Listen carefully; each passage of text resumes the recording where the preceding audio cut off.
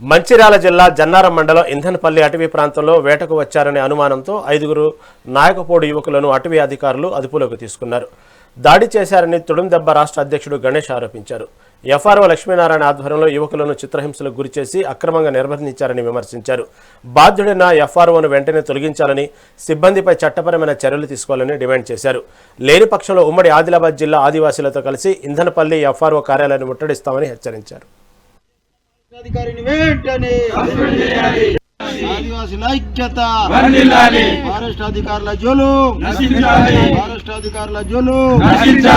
ఇంధనపల్లి range officer వెంటనే, ఇంధనపల్లి range officer పై వెంటనే, ఆదివాసీలపై దాడి చేసిన ఇంధనపల్లి రేంజ్ ఆఫీసర్ ను వెంటనే,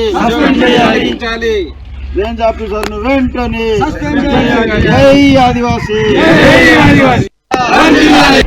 మంచిర్యాల జిల్లా జన్నారం మండలం ఇంధనపల్లి రేంజ్ ఆఫీసరు నిన్న నాయకపోడు తెగకు సంబంధించినటువంటి నిరుపేద అమాయక ఆదివాసీ 5 యువకులను అకారణంగా వేటకొచ్చిందని చెప్పేసి వాళ్ళను పట్టుకొని చిత్రహింసలకు గురి చేసి నిర్బంధించి అనేక ప్రాంతాల్లో తింపుకుంటూ వాళ్ళను దౌర్జన్యంగా దాడి చేసి వాళ్ళను కొట్టి భయభ్రాంతలకు గురి చేసినటువంటి ఫారెస్ట్ రేంజ్ అధికారి లక్ష్మీనారాయణను వెంటనే ఉద్యోగం నుండి తొలగించాలని ఆదివాసీ హక్కుల పోరాట సమితి తుడుందెబ్బ రాష్ట్ర కమిటీ తరఫున మేము డిమాండ్ చేస్తున్నాం.